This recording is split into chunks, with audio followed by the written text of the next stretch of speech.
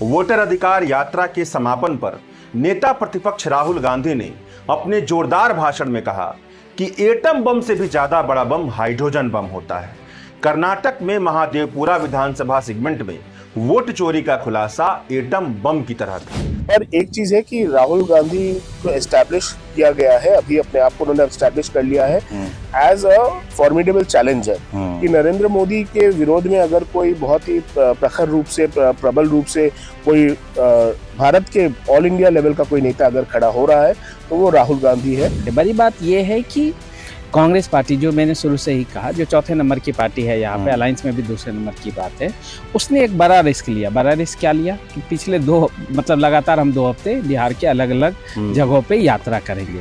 एक पार्टी जिसका कैडर का मोरल वगैरह पूरा डाउन था, ऑफ कोर्स थोड़ा सा एनर्जाइज हुआ क्योंकि उसका सबसे बड़ा लीडर उसके पास में। देखिए 4.1% का स्विंग चाहिए इनको पुराने चुनाव के 2020 के विधानसभा चुनाव की तुलना में, यानी 4.1% का स्विंग चाहिए, उधर से घट के इधर आना चाहिए। मतलब सत्ता परिवर्तन होगा कि नहीं वो तो अभी फिलहाल कहना मुश्किल है, पर एक चीज है कि 2 महीने पहले जो स्थिति थी बिहार में, अब उसमें काफी बदलाव आया है। और हम एक देख रहे हैं कि एक जागरूकता हुई है, एक थोड़ा सा वोटरों में एक एंथुजियाज्म हुआ है, सबसे ज्यादा तो कार्यकर्ताओं में एक एंथुजियाज्म हुआ है। 15 साल से हम लोग वोट दे रहे हैं, आप क्यों नाम कट दिया रहा है?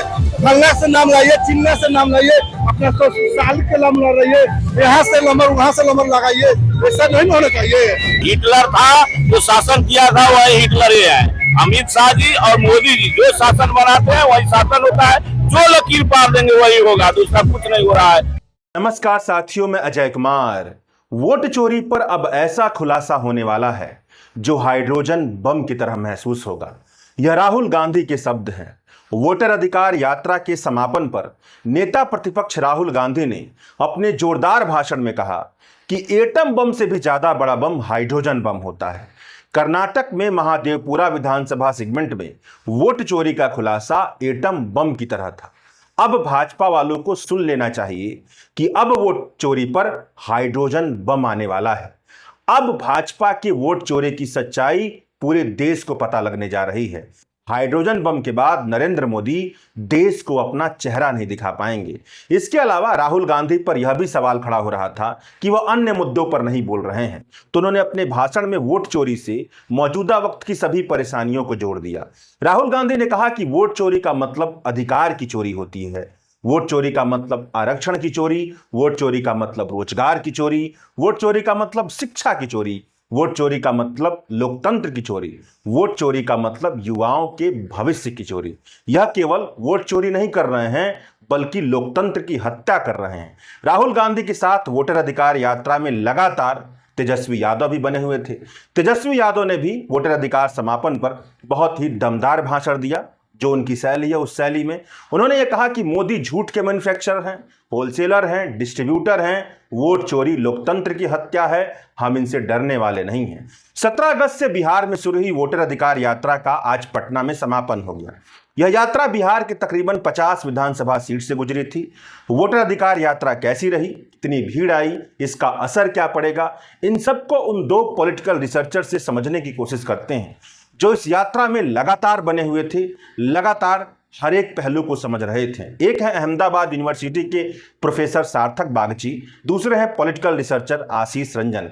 यह दोनों देश की प्रतिष्ठित अखबारों में लिखते रहते हैं, तो इनको सुनिए और इसके बाद जो जमीन पर जनता ने वोटर अधिकार यात्रा पर क्या प्रतिक्रिया दी है उसकी भी कुछ आवाजों को सुनिए।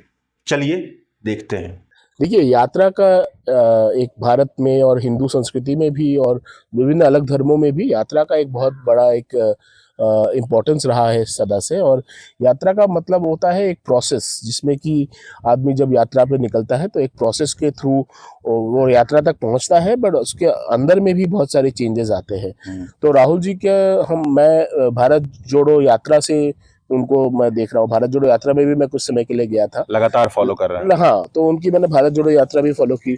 न्याय यात्रा में मैं पर्सनली नहीं जा पाया, बट मैंने दूसरे न्यूज़ रिपोर्टर वगैरह में फॉलो किया, और अभी मैं वोटर अधिकार यात्रा में भी आ रहा हूँ। तो यही देखने के लिए कि राहुल गांधी में एज ए लीडर भी बहुत सारा परिवर्तन हो रहा है, और जो कि यात्रा का एक आउटकम भी है, जिसमें एक राजनीतिक परिपक्वता आ रही है, एक आइडियोलॉजिकल सॉलिडिटी आ रही है, एक कॉन्फिडेंस आ रहा है, जिस हिसाब से वो एक वोट चोरी या फिर जो ये एक बहुत ही जटिल मुद्दा है, इसको बहुत आसान और सरल शब्दों में वो अपने ऑडियंसेस तक पहुंचाने की कोशिश कर रहे हैं। तो ये क्या ऐसा परिवर्तन आया है कि जो उनके प्रतिद्वंदी है नरेंद्र मोदी, क्योंकि विपक्ष के सबसे बड़े नेता तो वही हैं, तो क्या ऐसा परिवर्तन आया है कि वो उनको पार कर पाए इन यात्राओं से?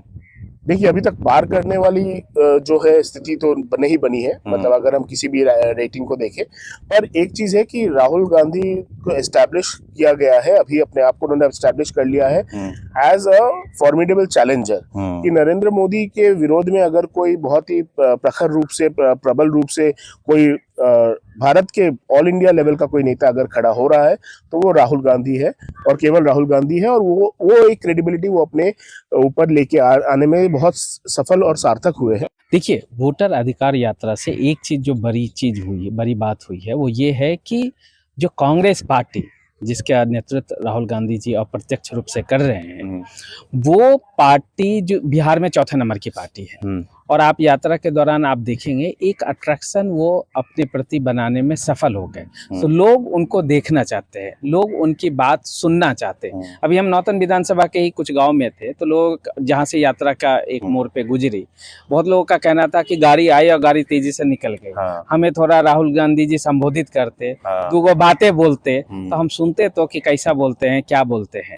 तो जो एक बात ये है कि देखिए, कोई व्यक्ति क्या बोल रहा है, उसका कितना असर होगा वोटर पे, ये थोड़ा समय लेता है, क्योंकि आप कोई बात से हम सहमत हों असहमत हों, ये चीज फैसला करने में भी समय लगता है, लेकिन आप क्या बात बोल रहे हैं और लोगों की कनेक्टिविटी कहाँ तक पहुंच रहे हैं, ये बड़ी बात है। बड़ी बात ये है कि कांग्रेस पार्टी, जो मैंने शुरू से ही कहा, जो चौथे नंबर की पार्टी है यहाँ पे, अलायंस में भी दूसरे नंबर की बात है, उसने एक बड़ा रिस्क लिया। बड़ा रिस्क क्या लिया कि पिछले लगातार हम 2 हफ्ते बिहार के अलग अलग जगहों पे यात्रा करेंगे।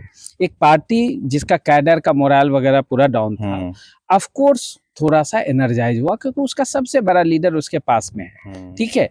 और परसेप्शन के लेवल पे वो वोट अधिकार यात्रा कितना सफल होगी ये थोड़ा देखना पड़ेगा, लेकिन राहुल गांधी के प्रति अट्रैक्शन और अपोजिशन को देखने का कि भाई बात क्या कर रहा है, वो उत्साह तो हमने लोगों में देखी है।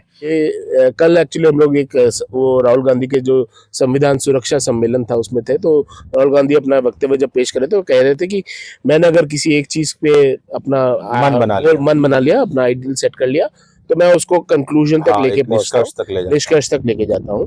तो ये बड़ी अच्छी बात है। तो मुझे लगता है कि इसी संदर्भ में राहुल गांधी को अब inner party reforms, political reforms, specially reforms जैसे कि आप बोल रहे हैं जो ये वोट लिस्ट वाला, या फिर सबसे बड़ा तो अगर हम बात कर रहे हैं, अगर चुनावों की बात हो रही है तो चुनावी चंदे का बारे में भी बात कीजिए। वो तो सबसे बड़ा, मतलब अभी हम देख रहे हैं कि सरकार की मंशा भी नहीं है ना, कि सरकार अगर आप वो करे कि डिक्रिमिनलाइजेशन कर रहे हैं संविधान का संशोधन करके, जो नया बिल आया है, पास नहीं हुआ, सॉरी, जेपीसी में गया है अभी, उसकी तो मंशा है कि डिक्रिमिनलाइज कर देंगे पॉलिटिक्स को। पर डिक्रिमिनलाइजेशन हो क्यों रहा है? क्योंकि पैसे का प्रभाव है। ठीक बात। आपने कभी पॉलिटिकल फाइनेंस को रिफॉर्म करने की सोची ही नहीं है, क्योंकि उसमें जिसको कहते हैं ना कि मतलब इस हमाम में तो सभी नंगे। अब थोड़ा वैसे सवालों पे बात कर लेते हैं जिसकी दिलचस्पी हमारे आम लोग के बीच बहुत ज्यादा होती है। वो सवाल ये है कि क्या इस यात्रा से सत्ता परिवर्तन हो जाएगा? वही जैसे मैंने शुरुआत की थी कि यात्रा एक प्रोसेस है, एक डेस्टिनेशन तक पहुंचने की जर्नी भी अपने आप में बहुत एक बड़ी है। तो आई थिंक मतलब सत्ता परिवर्तन होगा कि नहीं वो तो अभी फिलहाल कहना मुश्किल है। पर एक चीज है कि 2 महीने पहले जो स्थिति थी बिहार में, अब उसमें काफी बदलाव आया है। और हम एक देख रहे हैं कि एक जागरूकता हुई है, एक थोड़ा सा वोटरों में एक एंथुजियाज्म हुआ है, सबसे ज्यादा तो कार्यकर्ताओं में एक एंथुजियाज्म हुआ है। अब 2 महीने आगे जाके वो एंथुजियाज्म बरकरार रहेगा, मोमेंटम बरकरार रहेगा कि नहीं, वो देखने वाली बात होगी। आपकी क्या राय है इस पे आशीष जी? देखिए, एक तो अभी चुनाव की तिथि भी नहीं घोषणा हुई है, तो अभी मैं सार्थक की बातों से सहमत हूँ कि कहना मुश्किल है कि क्या होगा नहीं, क्योंकि कैंपेन जब शुरू होगा कई सारी चीज़ें बदल जाते हैं कैंडिडेट को लेके और जो मैसेजिंग होता है उसको लेके। लेकिन 2 चीज़ें अहम हैं। एक तो ये कि दूर से जो सार्थक कह रहे थे 2 महीना 3 महीना पहले की जो स्थिति थी उसमें परिवर्तन हुआ, और ये चुनाव थोड़ा सा नजदीकी के तरफ जा रहा है। देखिए 4.1% का स्विंग चाहिए इनको पुराने चुनाव के 2020 के विधानसभा चुनाव के तुलना में, यानी 4.1% का स्विंग चाहिए, उधर से घट के इधर आना चाहिए। ठीक बात। और वो कब होगा? कब होगा उसके दो की हैं। पहला ईबीसी जिसकी आबादी तकरीबन 30% है, non Muslim EBC, Hindu EBC की बात करें तो उसका अगर कोई भी सिग्निफिकेंट 10-15% वोट शिफ्ट कराने में सफल हुए तब उनके हिस्से जो है वो चीज़ें आ सकती है। दूसरी जो बड़ी चीज़ है वो शेड्यूल कास्ट की वोट, वो भी तकरीबन 19.65 20% की आबादी है। और 2024 के लोकसभा चुनाव से ही उसमें एक खलबली है जो बीच में थोड़ा एनडीए की तरफ, बीजेपी की तरफ शिफ्ट हुई थी एससी वोट, वो 2024 में संविधान बचाओ और खासकर अब चूंकि वो कनेक्ट करने की कोशिश कर रहे हैं वोट चोरी को संविधान की, उससे, आरक्षण से, पेंशन से, राशन से, तो अगर इसमें वो सफल होते हैं तो ये जो ईबीसी और एससी है दोनों मिला के 50% की आबादी होती है। और भाषण देते हैं तेजस्वी यादव, बार बार लालू यादव को अपने भाषण में लाते हैं, और जब भी भाषण देते हैं तो एक स्पार्क, एक उत्तेजना आती है। लेकिन उससे ये भी समझिए कि वही वाला फिर से खेल दिखता है कि MY समीकरण जिसको लोग कहते हैं, इससे आगे बढ़ता हुआ उनका कुनबा दिखाई नहीं देता है, या आगे बढ़ रहा है, हम लोग को देखने में गलती आ रही है। नहीं आगे, क्योंकि उनके जो जिस तरह की भाषण है उससे ये लगता है। ये एक हद तक बात सही हो सकती है, लेकिन MY का कुनबा तो थोड़ा बढ़ा है। हाँ। और ये 2020 का और 2024 का लोकसभा चुनाव, 2020 का विधान वो दिखता है, क्योंकि पहले वो 22-23% पे आरजेडी रहती थी, अभी वो 27-28 पे गई है। उसमें 2-3 चीजें हो सकता है कि थोड़ा ये लेफ्ट की जो पार्टियां हैं जिनका छोटी छोटी जातियों पे एक पकड़ होती थी कैडर वोट का, तो वो ऐड हुआ होगा, इसीलिए उनका थोड़ा वोट बढ़ा होगा। दूसरा मुझे लग रहा है, और ये बेसिकली वो जो कास्ट सेंसस की बात राहुल गांधी बार बार लगातार कर रहे हैं पिछले 2-3 साल से, 2-2.5 साल से, उसका एक बड़ा एक्सपेरिमेंट वो बिहार में करने जा रहे हैं और ये दिख रहा है। आप उनके भाषणों में देखिए, या मैं कई सारे लिस्ट वगैरह देखते रहता हूँ, कल भी मंच पर बहुत सारे लोग थे ईबीसी समाज, और बार बार बोला जा रहा है क्योंकि उनको भी पता है कि टारगेट ये है, उनको भी पता है कि बियॉन्ड MY गए हुए बगैर काम नहीं बनेगा। आपको क्या लगता है सार्थक जी? नहीं, आई थिंक ये तो सही है कि बियॉन्ड MY, जैसे तेजस्वी ने भी अपने मतलब कैंपेन की शुरुआत में भी कहा था काफ़ी चीज़ें, जैसे कि माई बाप की पार्टी है, माई की पार्टी नहीं है सिर्फ, माई बाप की पार्टी है, तो उसमें उन्होंने सारे जो बहुजन और आदिवासी और सब लोग को उन्होंने मिलाने की बात कही थी। तो एक मोर इंक्लूसिव अलायंस की तरफ वो जा रहे हैं। जिस तरह से वो मुकेश सहनी से एकदम भाई की जैसा ये कर रहे हैं कि निषादों की संख्या भी हम कहते हैं कि अराउंड कास्ट सेंसस के बाद पूरा जो निषाद जो समाज है, जो 22 उपजातियां मिला के लगभग 9.5-10% की आबादी है, उसका भी एक बहुत बड़ा हिस्सा एनडीए को वोट करता है। वो एनडीए का एक पारंपरिक वोटर रहा है, पर अब मुकेश सहनी की भी एक अपनी छवि है एक लीडर के रूप में, तो वो भी कुछ हद तक तेजस्वी को एक बल दे रहा है। एडिशनल इनपुट्स उनको MY के प्लस चाहिए। जैसे एक चीज हम देख रहे थे कि ये यात्रा में भी माई बहन वाली योजना के बारे में भी कुछ पोस्टर्स लगे हुए थे यात्रा के दौरान भी। तो ये भी बात है कि तेजस्वी को, क्योंकि चुनाव तो यहाँ पे तेजस्वी ही लड़ेंगे, राहुल गांधी नहीं, तो बात जब यही होगी कि यात्रा के समापन के बाद जब मैसेजिंग जाएगी तो तेजस्वी को जो अपनी नौकरी वाली है बात और जो शिक्षा वाली बात है, उन सब बातों को वापस से प्रासंगिक करके बहुत ही ज्यादा प्रभाव के साथ लोगों तक पहुंचाने की आवश्यकता है। अब 2 छोटे और सवालों का जवाब चाहिए। एक बता दीजिए कि भीड़ आ रही है वोटर अधिकार यात्रा में, भीड़ जो होती है, भीड़ आ रही है, दर्शक आ रहे हैं, अभी तक सपोर्टर्स आ रहे हैं कि नहीं वो क्लियर नहीं हो रहा है। दर्शक तो जरूर आ रहे हैं और दर्शक आने भी चाहिए। आशीष जी आप? नहीं, मैं सहमत हूँ, दर्शक आ रहे हैं और एक उत्सुकता है कि इतने सारे गठबंधन के सारे अलायंस पार्टनर एक साथ हैं, और ऑफ कोर्स राहुल गांधी भी ट्रैवल कर रहे हैं, तो एक उत्सुकता है लोगों में और लोगों को उनको सुनने की भी उत्सुकता है। मतलब बड़े नेता हैं तो लोग आ रहे हैं। बिल्कुल, और ये पूरा इतिहास रहा है। एक और बात बताइए कि आप लोगों ने चीज देखी होगी, मैंने तो देखी कि मोतिहारी से लेकर के बेतिया और गोपालगंज तक कवर करने के बाद कि कहीं भी 2 मिनट रास्ता ऐसा खाली नहीं दिखा जहां पे पोस्टर ना लगे उनकी पूरी यात्रा में। इसको आप लोग इस चीज को थोड़ा एक बताइए, आम जनता के नजर से बताइए, ये पोस्टर लगते कैसे हैं, फंड कौन करता है, कौन होते हैं, थोड़ा ऐसी जानकारी दीजिए जनता को। ये देखिए, ये तो भाई मतलब राजनीति का, भारत की राजनीति का एक सबसे रोमांचक जो किस्सा है कि ये जो प्रत्याशी होते हैं, जो पूर्व प्रत्याशी होते हैं, भावी प्रत्याशी होते हैं, कि बहुत सारे लोग ऐसे आपको मिल जाएंगे हर पंचायत में। अगर आप एक पत्थर मारेंगे तो 5 राजनेता मिल जाएंगे। तो ये वही राजनेता है जो अपने आप को राजनीति में जिंदा रखने के लिए, रेलेवेंट रखने के लिए कंटिन्यूसली संघर्ष करते रहते हैं।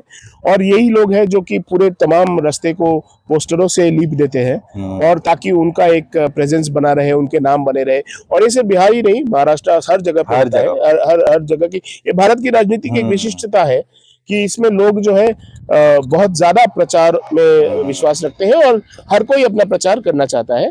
तो उस हिसाब से ये सारे पोस्टर्स जो आप देख रहे हैं। बट एक चीज इंटरेस्टिंग ये है इस यात्रा में कि यात्रा जहां जहां से भी गुजरी है, आप देखेंगे कि अभी हम पश्चिम चंपारण में देख रहे हैं कि बहुत ही अंदरूनी इलाकों से भी गुजर रही थी यात्रा, और हर जगह पे आपको भीड़ दिखी। तो और एक जगह लास्ट जब हम यहाँ पे रुके थे तो वहां पे एक आदमी यही बोल रहा था कि बड़के नेता जो आते हैं वो हेलीकॉप्टर से आके वो धूल उड़ा के चले जाते हैं, और हेलीकॉप्टर से ऊपर से चले जाते हैं, ऊपर से। पर ये लीडर अच्छा है कि अंदर से जा रहा है, भले ही गाड़ी से न निकला, पर इतना अंदर से आ रहे हैं, हमारे द्वारे पे आ रहे हैं। तो ये थोड़ा सा जो है रूट जो है और जो मोड है यात्रा का, ये थोड़ा सा एक परिवर्तन या फिर थोड़ा चेंज की तरफ इशारा। ये पूरा रूट जो है पूरा ऑलमोस्ट पूरा बिहार को कवर करता है। ये कवर करता है। और ये क्या वैसे ही क्षेत्र हैं जहां पर कांग्रेस और राजद मजबूत है?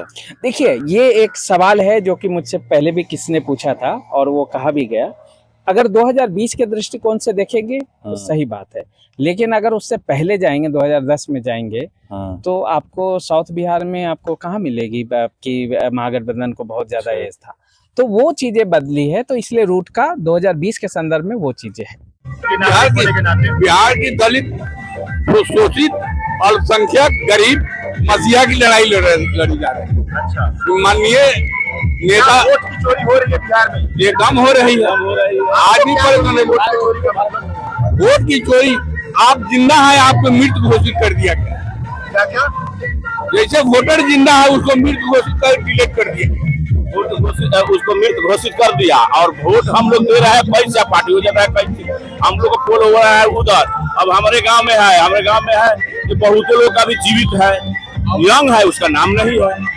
नाम चुनाव आयोग का तो कहना है कि 7 करोड़ 24 लाख मतदाता देखिए हमने शामिल कर दिया। चुनाव आयोग तो भाजपा का कुछ लोग है, भाजपा का एजेंट है। चोर मौसेरा भाई, दोनों मौसेरा भाई, उसको बताया जाता है वही काम करता है चुनाव आयोग। वोटर लिस्ट में धांधली होती है, ये कम होती है।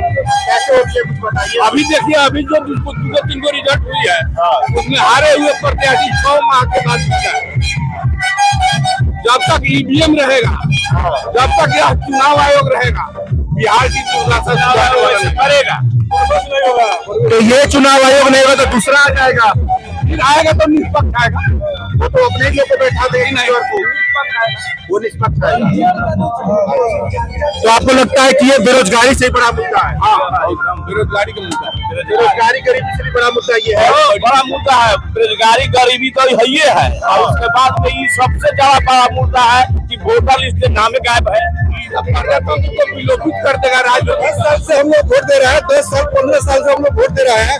आप क्यों नाम कट दिया रहा है? फलना से नाम लाइए, चिन्ना से नाम लाइए, अपना 100 साल के नाम लाइए, यहाँ से नंबर वहाँ से नंबर लगाइए।